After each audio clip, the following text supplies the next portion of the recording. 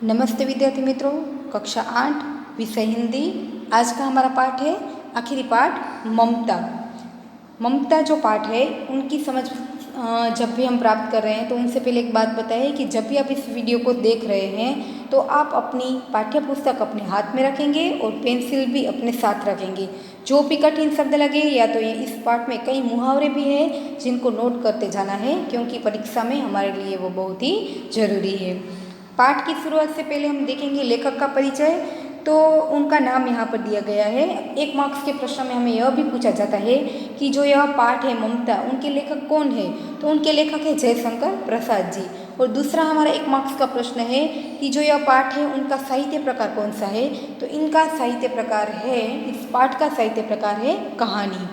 अब बात करें लेखक के परिचय के बारे में, तो जयशंकर प्रसाद का जन्म 30/1/1889 में वाराणसी में हुआ है और प्रसाद जी मूलतः कवि के रूप में हमारे सामने प्रसिद्ध है। उन्होंने कई नाटक, कहानियाँ, निबंध और उपन्यास भी लिखे हैं। इनके आधार पर हम कह सकते हैं कि उन्होंने पद्य और गद्य दोनों शैली में एक रूप से अपनी कलम चलाई हुई है। उनकी रचनाओं में मुख्य रूप से भारत की ऐतिहासिक संस्कृति की झलक मिलती है। कौन सी? तो उनकी जितनी भी रचना है उनमें काफ़ी दौर पर देखें तो भारत की एक ऐतिहासिक संस्कृति की झलक हमें दिखाई देती है। उनके प्रमुख नाटक है चंद्रगुप्त, स्कंदगुप्त, ध्रुव स्वामिनी। तो कामायनी उनका एक प्रसिद्ध महाकाव्य है जो हमारे लिए 1 मार्क्स का विकल्प भी है। आगे हम देखें तो इस पाठ में जो इनका शीर्षक है ममता, यह इस पाठ का क्या है, मुख्य पात्र के रूप में हमारे सामने यहाँ पर आते हैं। ममता नाम की एक स्त्री है। यह ममता इस पाठ की मुख्य पात्र है जिनके नाम पर से यहाँ पर उनका शीर्षक दिया गया है। तो आप लोगों ने हुमायूं का नाम सुना ही होगा। इस पाठ का तुकसार हम देखें तो यहाँ पर कवि ने उनका परिचय दिया है कि आप लोगों ने हुमायूं का नाम सुना होगा। हुमायूं है वह एक दिन इस ममता नाम की स्त्री के झोपड़ी में एक दिन आश्रय लेता है और वहाँ पर वे आश्रय उन्होंने दिया। तो ममता है वह अतिथि देवो भव के धर्म को मानती है। तो इस पाठ में भारतीय संस्कृति में अतिथि को देवता के तुल्य माना गया है। उनके महत्व को समझाने का प्रयत्न किया है कि उसके धर्म और जाति पर ध्यान दिए बिना उसका स्वागत करने के लिए कहा गया है। और इतिहास के आधार पर लिखी गई यह जयशंकर प्रसाद की इस कहानी का प्रमुख सूत्र क्या रहा है, अतिथि देवो भवः। अतिथि देवो भवः इस सूत्र को समझाने के लिए इस पाठ में जयशंकर प्रसाद जी ने प्रयत्न किया है। कहानी की मुख्य पात्र ममता इसी भावना का अनुसरण करती है और उसका त्यागमय आचरण हमें प्रभावित किए बिना नहीं रहता है, इसलिए इस पाठ का शीर्षक ममता दिया गया है। तो हुमायूं ने एक दिन उनकी झोपड़ी में आश्रय लिया था, तो उनके बदले में वे क्या करते हैं, उनके झोपड़ी के स्थान पर उन्हें महल बनवा देने के लिए कहते हैं। परंतु उनके पुत्र अकबर ने वहाँ एक गगनचुंबी मंदिर बनवाया था, परंतु वहाँ पर हुमायूं और अकबर का नाम है परंतु ममता का नाम कहीं पर भी नहीं है। तो जयशंकर प्रसाद जी ने ऐतिहासिक यह एक घटना हमारे सामने यहाँ पर प्रस्तुत की है। पाठ की शुरुआत में आप देखेंगे तो आपकी पाठ्यपुस्तक में एक चित्र दिखाई देता है जिनमें ममता और उनके पिता दोनों क्या कर रहे हैं, बातचीत कर रहे हैं। एक भवन में, एक किले के भवन में दोनों बाप बेटी दोनों बातचीत कर रहे हैं, उनका यहाँ पर चित्र दिया गया है। आइए पाठ की शुरुआत करते हैं। यहाँ पर आप देखेंगे शुरुआत में ही बताया है कि रोहतास दुर्ग, दुर्ग का अर्थ होता है किला। कौन सा किला? रोहतास दुर्ग यानी रोहतास का किला के प्रकोष्ठ, प्रकोष्ठ यानी एक छोटे से भवन में बैठी हुई युवती ममता क्षोण, क्षोण का अर्थ होता है नदी के प्रवाह को, तीक्ष्ण गंभीर प्रवाह को देख रही थी। मन में वेदना, वेदना का अर्थ है पीड़ा, दुख। मस्तक में आंधी, आंधी का अर्थ होता है तूफान, परंतु यहाँ पर विचारों रूपी तूफान की बात की है। आंखों में पानी की बरसात लिए वह विकल थी, विकल यानी कि दुखी थी। वह कौन थी? रोहतास दुर्ग के मंत्री चूड़ामणि की एकमात्र दुहिता थी। आपका 1 मार्क्स का प्रश्न है कि ममता कौन थी। तो ममता रोहतास दुर्ग के मंत्री चूड़ामणि की एकमात्र दुहिता थी। दुहिता यानी पुत्री थी। उसके लिए कोई अभाव होना असंभव था, परंतु वह विधवा थी। विधवा जिनका पति मृत्यु हुआ है ऐसी स्त्री को क्या कहते हैं? विधवा कहते हैं, जो हमारे लिए शब्द समूह के लिए एक शब्द है। उसकी विडंबना का अंत कहाँ था? विडंबना यानी उनकी भाग्य की विचित्रता का अंत कहाँ था? यहाँ पर एक ममता की बात हो रही है। ममता नाम की एक स्त्री है, वह रोहतास दुर्ग के मंत्री चूड़ामणि की एकमात्र पुत्री है, परंतु उनके जीवन में किसी भी बात का कोई अभाव नहीं था, परंतु वह विधवा थी। विधवा होना ही उनके भाग्य की क्या थी? एक विचित्रता थी। चूड़ामणि ने चुपचाप उस प्रकोष्ठ में प्रवेश किया। एक किले के भवन में ममता बैठी हुई नदी के तीक्ष्ण प्रवाह को देख रही है। आंखों में पानी है, वह बहुत ही दुखी है। जब उनके पिता उस प्रकोष्ठ में आते हैं तो उनके पिता को वह आना जान नहीं पाती है। क्षोण के प्रवाह और उसके कलनाद यानी उनके शोर में वह क्या कर रही है? पानी की जो आवाज़ आ रही थी उनमें ममता अपना जीवन मिलाने में बेसुध थी। बेसुध यानी कि खोई हुई थी।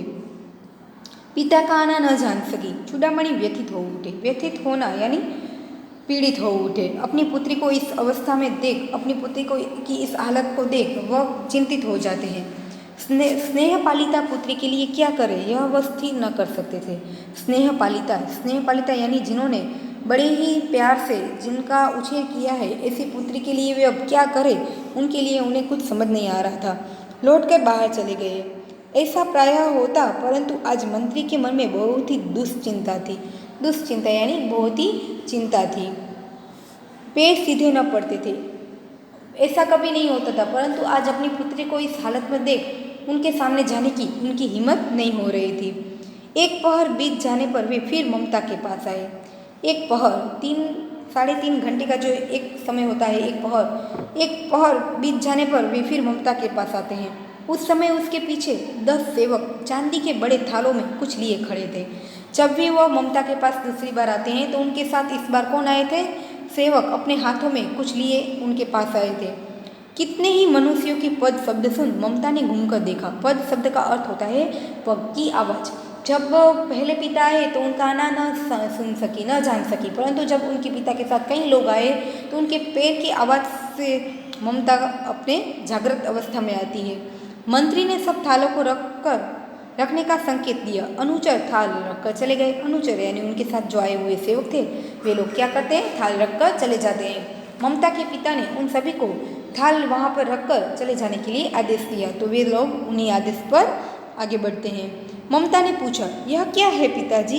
याद रखिएगा, यह छोटे छोटे जो वाक्य है वे हमें विकल्प के रूप में भी पूछे जाते हैं कि यह विधान कौन बोल रहा है।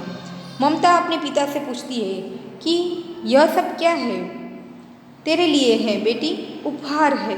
उपहार यानी तोहफा है, कहकर चूड़ामणि ने आवरण उलट दिया। आवरण का अर्थ होता है कि जो बड़े बड़े थाल थे उन पर जो कपड़े लपेटे हुए थे उनको उन्होंने हटा दिया। स्वर्ण का पीलापन उन सुनहरी संध्या में विकीर्ण होने लगा। विकीर्ण का अर्थ होता है फैलने लगा। उन बड़े बड़े थालों में चांदी और सोने की चीज़ें थी, यानी कि आभूषण वगैरह थे। उनकी चमक इतनी थी कि उन भवन में चारों ओर उनका प्रकाश फैल गया। ममता चौंक उठी, यानी उन्हें आश्चर्य लगा, इतना स्वर्ण यह कहाँ से आया? उन्होंने सोचा कि इतने बड़े स्वर्ण मेरे पिता के पास कहाँ से आए? आगे वह कहते हैं उनके पिता, चुप रहो ममता, यह सब तुम्हारे लिए है। ममता चौंक जाती है। उन्होंने अपने पिता से कहा, तो क्या आपने शत्रु का उत्कोच स्वीकार कर लिया? पिताजी, यह अनर्थ है, अर्थ नहीं है, यह सब कुछ व्यर्थ है। आपने शत्रु यानी दुश्मन का उत्कोच यानी रिश्वत आपने स्वीकार कर ली? क्या हमें आपने किसी भी भय के कारण दुश्मन से रिश्वत स्वीकार कर ली?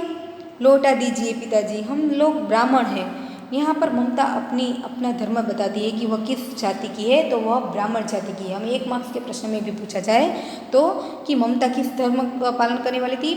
अतिथि देवो भव के धर्म को। और वह किस जाति की थी? तो ब्राह्मण जाति की थी। इतना सोना लेकर हम क्या करेंगे? ममता अपने पिता से समझाती है कि जिनसे आपने यह सोना लिया है उनको वापस दे दीजिए। इस पतनोन्मुख प्राचीन सामंत वंश का अंत समीप है बेटी। इनका अर्थ क्या है? पतनोन्मुख यानी कि सब कुछ नष्ट होना, तो जिनका पतन शीघ्र होने वाला हो, जिनका विनाश शीघ्र होने वाला हो। तो यहाँ पर चूड़ामणि है वह समझ गए थे कि रोहतास दुर्ग का पतन बहुत ही करीब है, इसलिए उनका मंत्रित्व शायद जल्द ही समाप्त हो जाएगा। विपत्ति के उन दिनों यानी खराब परिस्थिति के उन दिनों के लिए उन्होंने शेरशाह से उत्कोच यानी रिश्वत के रूप में एक बड़ी स्वर्ण राशि स्वीकार कर ली थी। इसी राशि से वे अपनी विधवा पुत्री ममता का भविष्य सुरक्षित करना चाहते थे और भावी संकट के लिए यही उनका सबसे पहले आयोजन था। इसलिए वो अपनी पुत्री को समझाते हैं कि जब भी विपद आए, कोई भी समस्या आए, उनका पहले से मेरा आयोजन है। किसी भी दिन शेरशाह रोहतास के दुर्ग पर अधिकार कर सकता है। उस दिन जब मेरा मंत्रित्व न रहेगा तब के लिए है बेटी। उनके पिता अपनी बेटी को समझाते हुए कहते हैं, हे भगवान, विपद के लिए इतना आयोजन। ममता कहती है कि हे भगवान, क्या हमारी खराब परिस्थिति के लिए पहले से इतना आयोजन? परम पिता की इच्छा के विरुद्ध इतना साहस। साहस यानी हिम्मत, परम पिता यानी भगवान। भगवान हम सब जानते हैं कि भगवान जो इच्छते हैं वही होता है। तो ममता कहती है कि उनकी इच्छा के विरुद्ध इतना आयोजन हम पहले से कर रहे हैं। पिताजी, क्या भीख न मिलेगी? कोई हमें 2 मुट्ठी अन्न भी न देगा? यह असंभव है। फेर दीजिए पिताजी, मैं काँप रही हूँ। इसकी चमक आंखों को अंधा बना रही है। ममता अपने पिता को समझा रही है कि यह गलत बात है। दुश्मन से कभी भी कोई रिश्वत नहीं लेनी चाहिए, परंतु हमारे इतने भी बुरे दिन नहीं आएंगे कि हमें ये शायद कोई भीख भी ना मिले। आप इनको वापस लौटा दीजिए। इनकी चमक मेरी आंखों को अंधा बना रही है। पिता पुत्री के बीच दोनों के बीच जो बातचीत चल रही है, आगे उनके पिता ममता को समझाते हुए कहते हैं कि मूर्ख है कहकर चूड़ामणि चले जाते हैं। चूड़ामणि जो ममता के पिता है, वह उनकी पुत्री को मूर्ख कहते हैं। ऐसा क्यों? चूड़ामणि ने बेटी ममता के भविष्य को सुरक्षित करने के लिए शेरशाह से जो रिश्वत बड़ी स्वर्ण राशि ली थी। ममता की दृष्टि में वह बहुत ही गलत बात थी, अनीति और अधर्म था। उस स्वर्ण राशि में से उसे अनर्थ ही अनर्थ दिखाई देता था। उसने पिता से अनुरोध किया यानी विरोध किया कि वे उस स्वर्ण राशि को जल्दी से जल्दी वापस कर दे। पुत्री की यह नादानी देखकर चूड़ामणि उन्हें मूर्ख कहकर वहाँ से चले जाते हैं। दूसरे दिन जब डोलियों का तांता आ रहा था, डोलियाँ यानी जिनमें एक प्रकार से पालकी जिनको कहते हैं, जिनमें बिठाया जाता है, तांता यानी उनकी पंक्ति कतार आती हुई दिखाई देती है।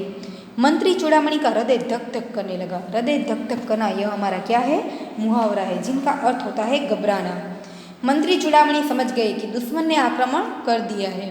वे अपने को रोक न सके। उन्होंने जाकर रोहतास दुर्ग के तोरण पर यानी कि उनके द्वार पर डोलियों का आवरण खुलवाना चाहा। जो भी सामने सैनिक आए हुए थे, उनके हाथों में जो डोलियाँ थीं, उन्होंने कहा कि इनके आवरण पलट दीजिए, हम देखना चाहते हैं कि इन डोलियों में कौन बैठे हैं। पठानों ने कहा, यह तो महिलाओं का अपमान करना है। यह विधान कौन बोल रहा है? पठान बोल रहा है। उन्होंने कहा कि इस डोलियों में तो हमारी महिलाएं बैठी हुई हैं, यदि आप आवरण पलटेंगे तो हमारी महिलाओं का अपमान है। और यह सब सुनकर बात इतनी बढ़ गई। बात बढ़ जाना यह भी मुहावरा है, यानी झगड़ा होने लगा। तलवारें खींची गई। तलवारें खींचना यानी लड़ने के लिए तलवारों को म्यान से बाहर निकालना। मंत्री वहीं मारे गए। सैनिकों ने मंत्री पर हमला कर दिया और जो चूड़ामणि मंत्री था वहीं मारा गया। राजा रानी और कोष यानी खजाना, उस रोहतास दुर्ग के जो किला था, उनकी सब धन संपत्ति थी, वह शेरशाह ने छीन ली, उनके हाथ लग गई। निकल गई ममता। अब ममता ने देखा कि उनके पिता की मृत्यु हो चुकी है, तो ममता तुरंत वहाँ से भाग जाती है। डोली में भरे हुए पठान सैनिक दुर्ग भर में फैल गए, परंतु ममता उन्हें कहीं भी ना मिली। ममता अब क्या करती है? अपनी सुरक्षा के लिए काशी चली जाती है। काशी के उत्तर में स्थित धर्मचक्र विहार मौर्य और गुप्त सम्राटों की कीर्ति का खंडहर था।